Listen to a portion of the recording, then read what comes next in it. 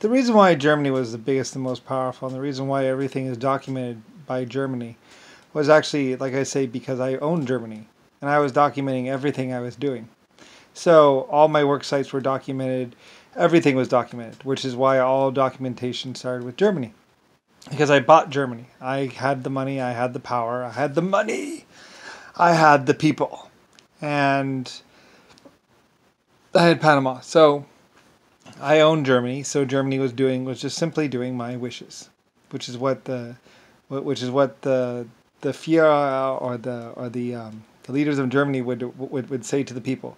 We were simply doing his wishes and his desires. We did nothing wrong. We fed the people. We clothed the people, and we documented the people. And we did nothing more than that. And they're proud, what's it called? And it's true, like, Germany worked for me.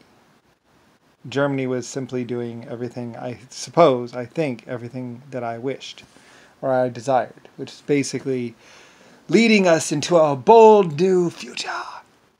They had an edge to their voice. They did. I love it. And it's true. Because they knew who I was. They knew what I was. And they knew everything that I was.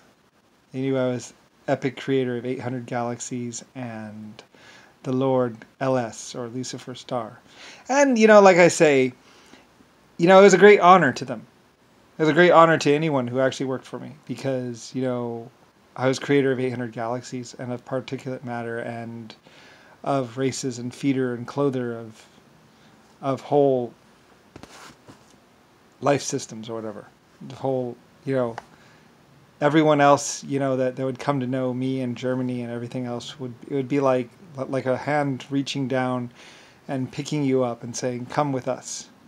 And basically that's pretty much the way the Germans put it, which it was. Clothes, food, order, and basically aircraft and everything.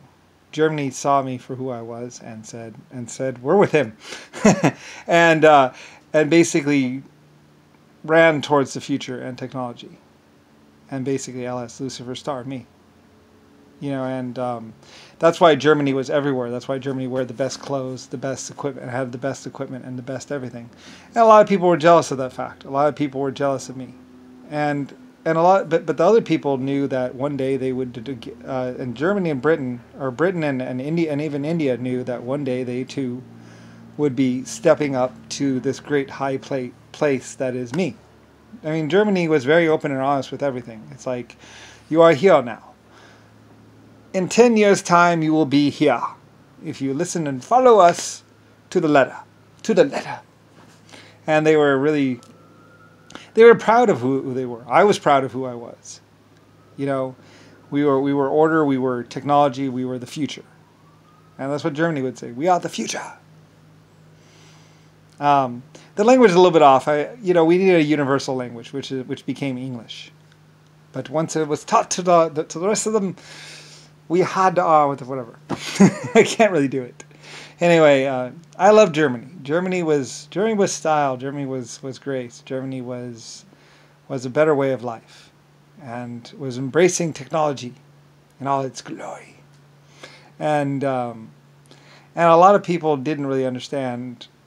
I mean, later on, great sex and wild sex parties and all that other stuff would happen and all that other stuff. But I mean, for the most part, it was just a lot of work and a lot of inventing and a lot of feeding of people, elevating of all the different places. Like Ireland at one point in time was nothing but marsh and they would even say that in Ireland. It was nothing but marsh and frozen land. You couldn't even grow anything on it. We didn't think it was even valuable until we started mining it.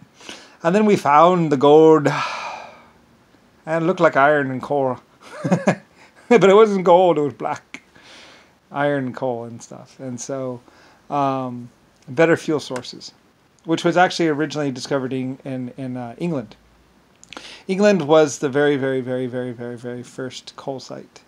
I think I had a problem. There's a problem with basically fecal matter being inside the water source or water stream. The rivers were contaminated with basically What's it called? I forget the name of that of that poison that they use for mining. Mercury and other stuff. Not really mercury. Mercury powder was also in there though too. They were mining a bunch of mercury powder, or mercury powder was getting into the water stream, as well as that poison. What's it called? I forget what that poison is. Cyanide poison. And there was also fecal matter like crazy. Like the water streams and sources were like, because everyone was pooping in the water, and basically they get run down the stream. And they were throwing dead bodies in the water and letting them wash away, and that was basically just life sprung up in the water. There's all kinds of nasty things happening in the water. It attracted the fish, yes, but I mean, it did attract fish like crazy, and crabs. Like, you could just go into a stream and just pull out crabs or fish because they were eating the what's it called. But there was also parasites in the water and all kinds of stuff, and you couldn't drink the water at all. So they started digging down for a well, because we needed good clean water, and we weren't going to get it from the streams or the lakes. It was all contaminated. Everything was contaminated. You would die if you drank that water. It was like death. They even put up signs by the rivers and the lakes with skull and crossbones saying "death if you drink." Do not potable, or do not drink it, because boiling water would only remove the bacteria and stuff. And there was other stuff in there like cyanide, and that doesn't go away. So anyway. You couldn't even wash your clothes in it, because it would the cyanide would get into your skin, and you would get sick and die that way. So it was really bad. So they dug stream. They were digging a deep mine, and to get to water or whatever in Europe or something, because it rained everywhere and there's water in the stream. So like I told my people, I was like, well, there's got to be water down there. Dig. So they started digging, and like their life depended on it, because it did, and. They got down there, and of course they found water. It's like, there's always water in the ground. Just dig. When you get down deep enough, unless you hit lava, it's like, it's either going to get really hot or you're going to find water. And water is forced up through the rocks. It works like a steam engine. Anytime water goes down in there, it hits the hot molten stuff and is forced out. They even wondered if there was actually a big ice block or steam area inside of the Earth. Anyway, at one point in time in the past, because of all that. But pretty much you get down there and water just starts bubbling out, or whatever gases or whatever is down there, because water expands and becomes, and that creates pressure. So, and it's highly debatable about what is actually at the center of the Earth, other than we know it's hot, and we know it's melty, but that's about it. And we know there's steam and water down there and other stuff, and lots of radiation. But other than that, there's not that much is known, at least to me. I used to know more, but I'm a person now, and you can only know so much. If you understand the particle collider and all that other stuff, would tell people more about what actually makes the Earth work.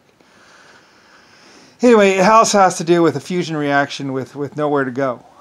The heat cannot escape the Earth's. Other than, particles are the only way that things can actually cool off or whatever. And it's mostly just whatever. Anyway, it's all complicated, and all gets really ridiculously high end, and and I forget. I explained it to humanity one time, exactly how everything worked, and then I was like, okay, that's it. And that was before I was a person. So anyway, I used to do it for a living and all that. LS. That's why they called me LS, Lucifer Star. That was my chosen name. So anyway, yeah. And now I'm just retired and whatever, and probably gonna die because somebody named Mr. Brown wanted to take me down. He pretended like he owned a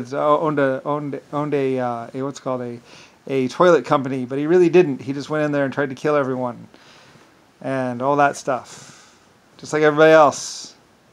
His toilet company was basically 4 boards and a toilet seat, and that was Mr. Brown's toilet. He put a picture of a real toilet, and then he priced it like it was a real toilet, and he sold a bunch of things, and then he shipped them little boxes, and then he went and tried to buy my real toilet company.